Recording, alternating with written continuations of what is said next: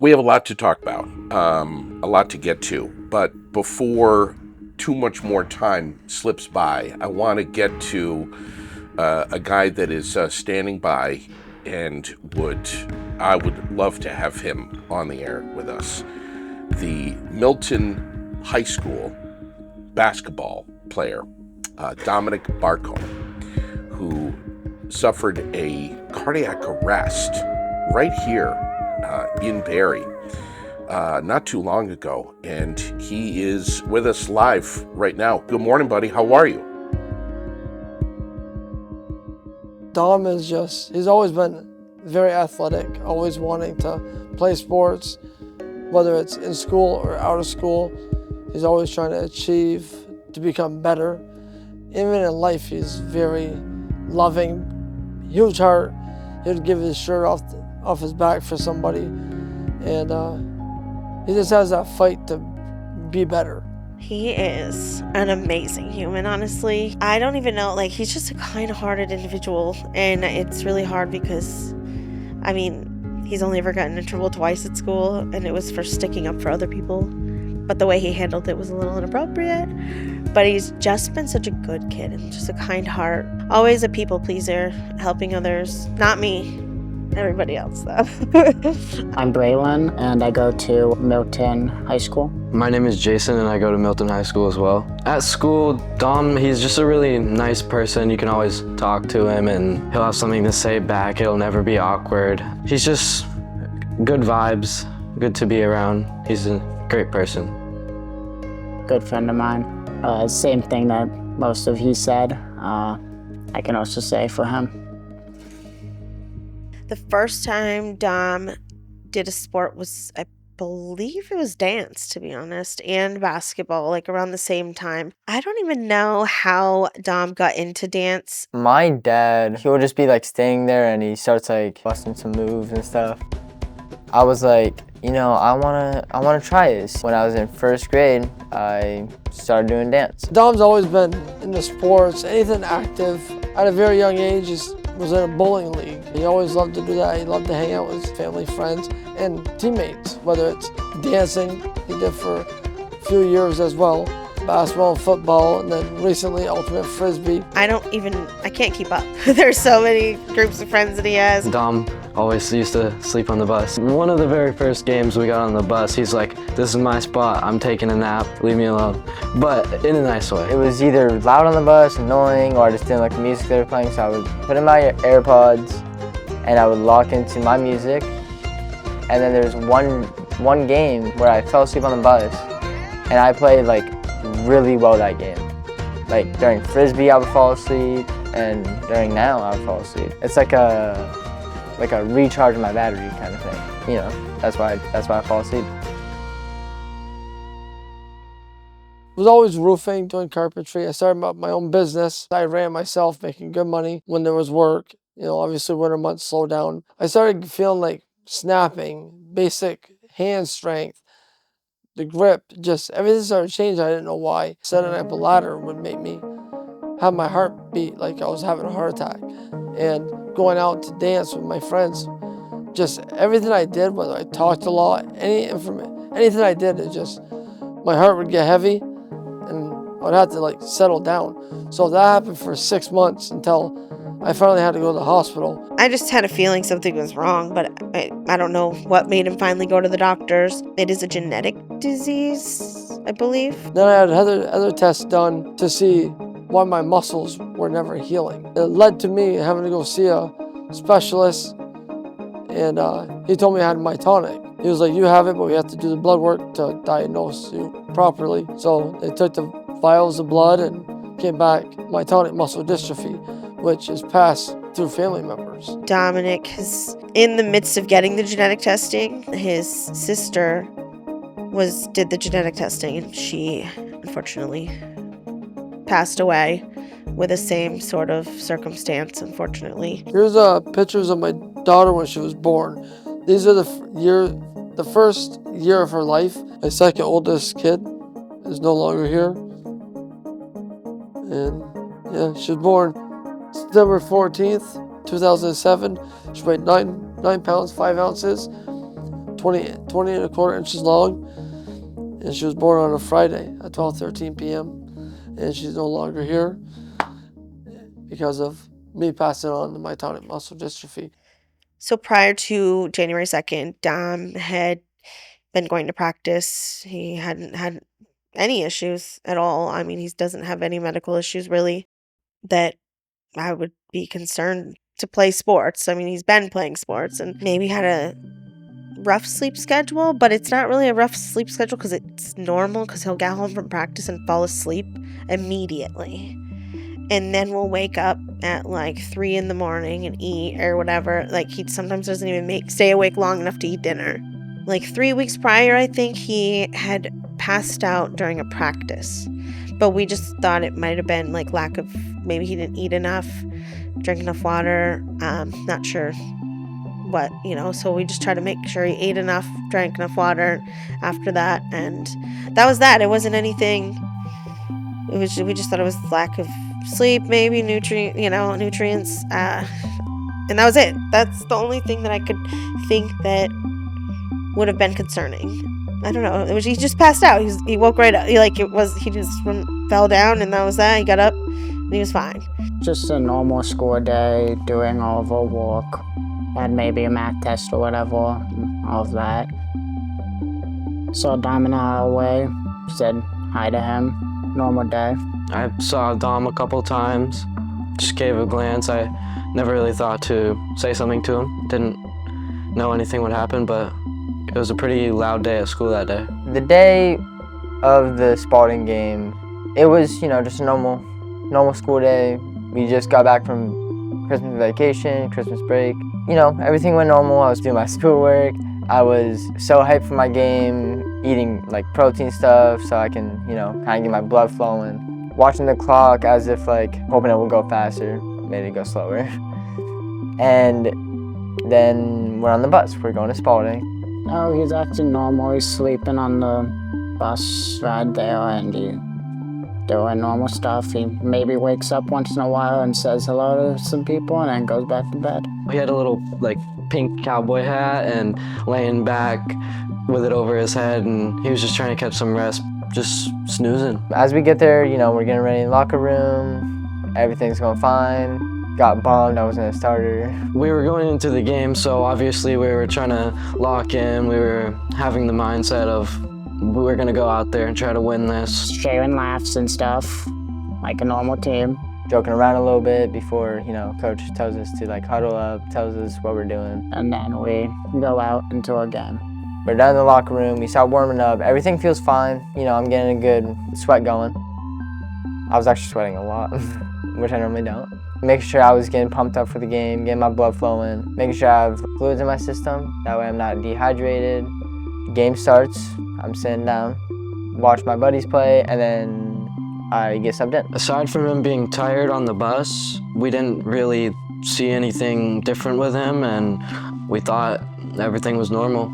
I'm the main point guard when I'm normally in, and so everyone else was down on the offensive side, ready to start playing offense. And I'm calling for help to try to get the defense discombobulated. That way I could get the ball, or somebody could. They were full court pressing us, so that's a lot of stress onto that to try and get the ball out into the kind of area that we want it to be in, so that's a lot of stress on the person who has the ball. We were all busting a sweat, trying to get open and whatnot. You could tell we were getting tired, and from my perspective, I was just upset that I had been taken out of the game, and I wanted to think about what I could have done better when I went back in. I get the ball from my buddy, and I'm dribbling down the half court. Everything's fine. Everything feels normal. And I make a quick pass because I saw my other buddy open. And right after I made that pass, it was literally everything went blurry. Imagine wearing glasses and they're not prescribed to you and everything just goes wonky. That's what happened to me. So right as I felt that, I immediately turn around and run to my bench, say, Coach, I need a sub. I see Dom calling for a sub, and he's walking over to the bench, and as he does, he falls over, and I try to catch him, and he's just there on top of me, and we're trying to figure out what's happening, and if he needs help, so the paramedics get called over, and the whole room is just like gone silent at that point. I passed out or something happened. Like I passed out. My heart beat, my heart rhythm stopped. So they started giving him CPR, and we all just had to have a moment of silence for him, stay there for a second. Afterwards, we did go to the locker room though. So I walked into Spalding High School, my son played basketball, and first thing I did was look on the floor for him. And I looked over, I didn't see him, I looked over towards the bench, and on the sideline, my son was there, already on the ground with the coach. So obviously, everything blacked out, I ran over my son, and that's when he started looking like a seizure. I had like maybe 4 minutes left in my drive, and I get a call from his dad, who had just gotten there, and he was also running late. He walked in on Dom on the ground. They're doing CPR. He doesn't know yet what's going on, but just calls me, and he's like, Dom's on the ground, and I'm losing my mind. But come to find out, it's a cardiac arrest, so everything else blacked out. My only fear and my only worry or concern was to save his life, where every muscle was tight and shaking. His eyes were in the back of his head. It's hard to even talk about because I see that mental picture. It was just very scary. There's nothing I could do.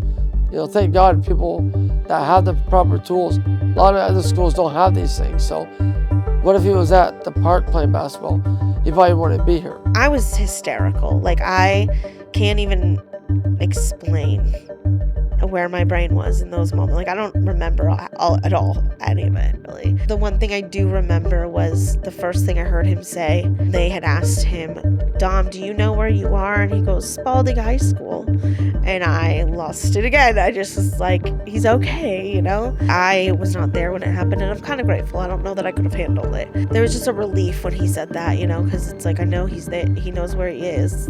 He could have been in any gym. Of course, I'm still crying and don't remember much, but there's a few things that I remember. And they had called me over, and he looked at me and he's like, I'm fine, Mom.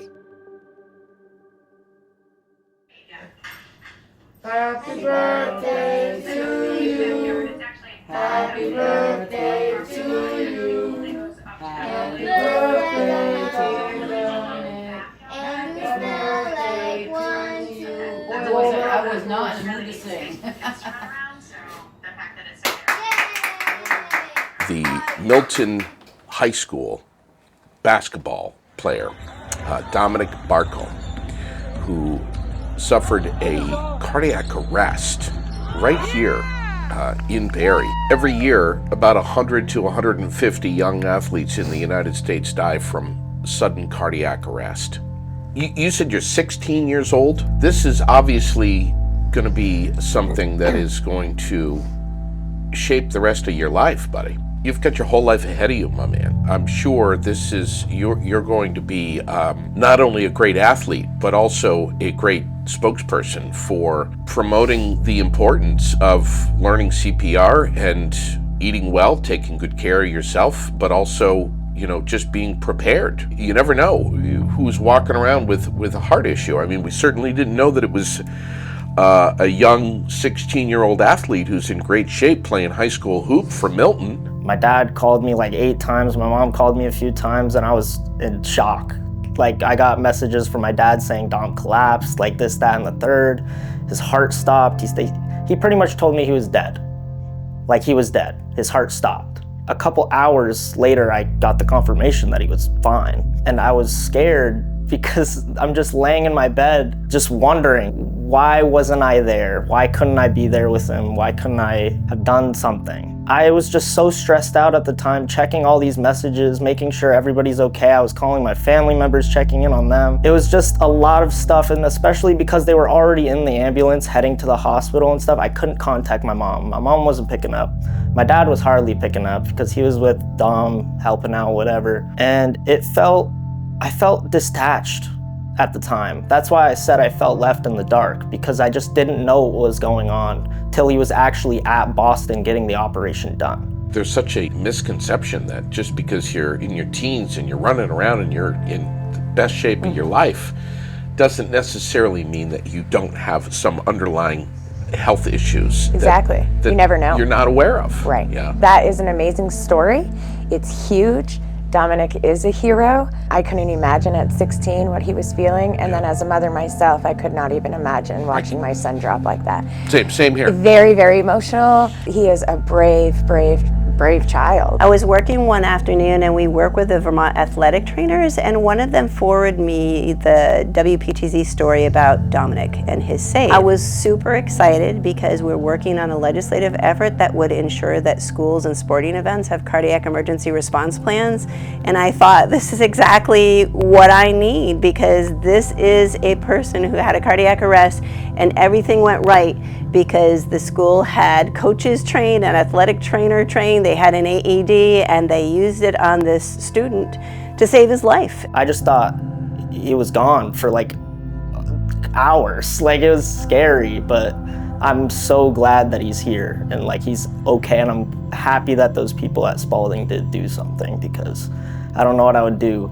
Like, obviously it would break our family if he was gone. It's just not a great situation to be in.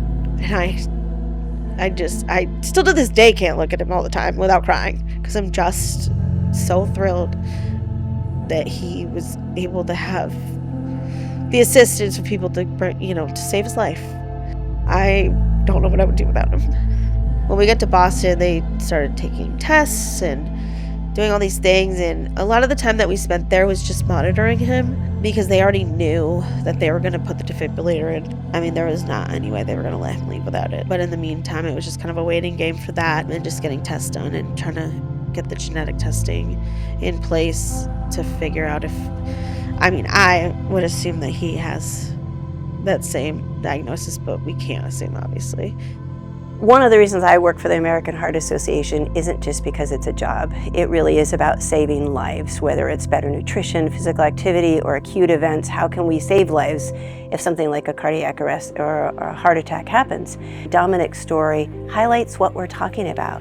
If you have lay people who are trained in CPR, if you have AEDs that are publicly accessible and not locked away because there's a fear that they might get stolen, and you have a team that's ready to go, sometimes EMS can't always get there on time. Even the best EMS, there's rural places in Vermont, it may take 20 minutes for them to get there. And if somebody's having a cardiac arrest, every minute is so important, because without CPR, without defibrillation, every minute that passes, their chance of surviving drops 10%. And so having a team trained and ready to go with a defibrillator that's accessible means that person has a much better chance of survival. If you have a school that says, okay, we have a school nurse, she's CPR trained, she knows how to use the AED, that's great. But what if the nurse isn't there? And there are a lot of schools that might have a nurse Tuesday and Thursday, or Monday, Wednesday, and Friday. What happens if somebody has a cardiac arrest when the nurse isn't there, right? And so, as I mentioned before, every minute counts. It's really precious time that you need to do CPR to keep that oxygenated blood going, right? And so if the school is fumbling around going, where is the nurse? I don't know, does the PE teacher know?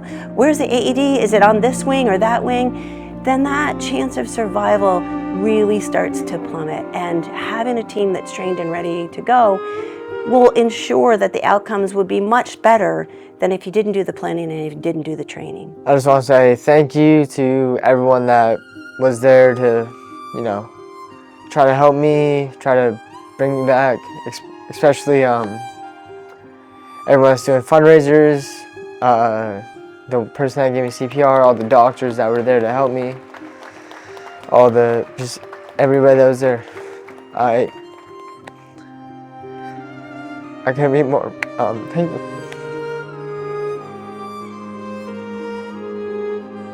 He didn't really have much to say other than his concern for everybody else, and the fear and the trauma that it caused for them really bothered him. Like, wheeled out to the ambulance, I saw 3 of my teammates, and seeing their faces, like, just filled with, like, sadness, worriness, that hit me on, like, such a deep level. It's just so hard to explain, like, how hard that hit me. It was a lot for me when I saw him go do this to his chest. I got really emotional because I know my son, so I knew he wanted to cry. You could hear it in his voice. If this would have happened, it would have just been me and Dom or I. I wouldn't have been able to save him. And I wouldn't have been able to live with myself. He's so grateful and he's so thankful. And I've worked with other cardiac arrest survivors, and sometimes it's a struggle because you die, right? You died.